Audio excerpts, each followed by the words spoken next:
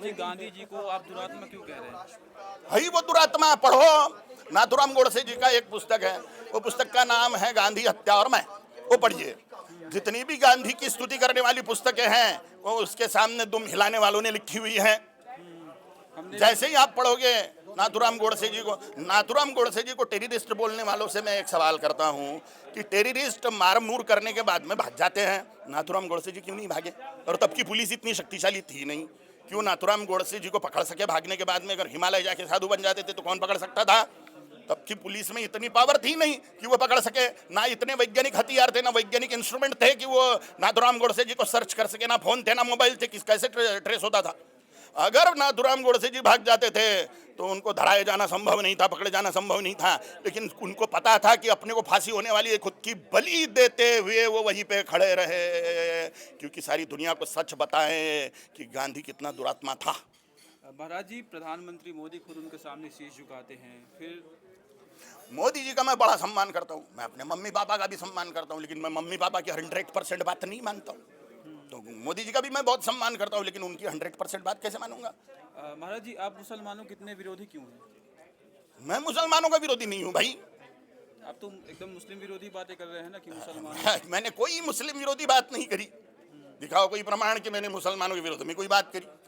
मैं हिंदुओं के सड़े हुए जातीयवाद का विरोधी हूँ, हिंदुओं जो डिवाइड है उसका विरोधी हूँ, हिंदुओं को एकीभूत करने का प्रयत्न कर रहा हूँ। मुसलमान तो पूरी तरह से कुरान को समर्पित है। असली मुसलमान कुरान को 100% फॉलो करेगा, और कुरान में लिखा हुआ है जुम्मे की पहली नमाज अदा होते ही काफिर जहां पर मिले उसका कत्ल करो।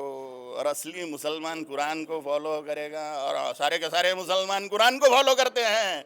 और हम सब काफिर हैं जो कुरान को मानता नहीं है, जो अल्लाह को नहीं मानता है। मुसलमान छोड़ के सारे काफिर, और वो कत्ल करने के योग्य हैं, ये कुरान में लिखा हुआ है। और वो उसके हिसाब से गज़वाए हिंद करने की तैयारी में है। उनको भारत को इस्लामिक कंट्री बनाना है, शरिया कानून लागू करना है। टीवी पर मौलाना रशीदी ने बोल दिया कि हम राम मंदिर फोड़ देंगे 20 साल के बाद में। सिर्फ राम मंदिर फोड़ेंगे क्या? शरिया कानून लगने के बाद में सारे मंदिर फोड़ दिए जाएंगे। पाकिस्तान में जो हालत कंडीशन मंदिरों की है, हिंदुओं की है, वो यहाँ भी होगी अगर हम अभी राजनीति का हिंदूकरण नहीं करते तो। महाराज जी, हिंदू राष्ट्र की परिभाषा क्या है? कैसा होगा हिंदू राष्ट्र बनने के बाद? जो हिंदुओं के सपोर्ट में होगा, जिसका संविधान हिंदुओं के कल्याण के लिए होगा। डॉक्टर बाबा साहेब आम्बेडकर जी ने जो हिंदू लॉ लागू किया था, जिसको नेहरू ने अमान्य कर दिया था, वो लागू होगा। डॉक्टर बाबा साहेब आम्बेडकर जी का हिंदू लॉ। मुसलमान कैसे सरवाइव करेंगे? मुसलमान और मुसलमानों को उतना ही प्यार और सम्मान तब मिलेगा हिंदू राष्ट्र में, वैसा ही मिलेगा जैसा वो हिंदुओं को पाकिस्तान में प्यार देते हैं।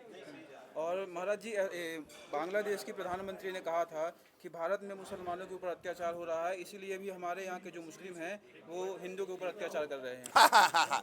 वो गीदड़ भपकिया सुनिए आपने? गीदड़ भपकिया नहीं, मगरमच्छ के आंसू, मगरमच्छ के आंसू, ये वही आंसू है। पूरी दुनिया के मुसलमान एक दूसरे का सगा मानते हैं।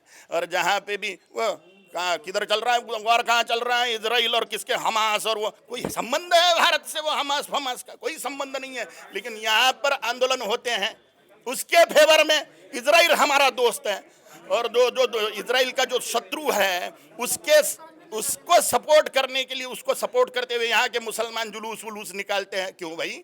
भारत जिसका दोस्त नहीं है उसके सपोर्ट में जुलूस निकाल रहे हो, क्यों निकाल रहे हो?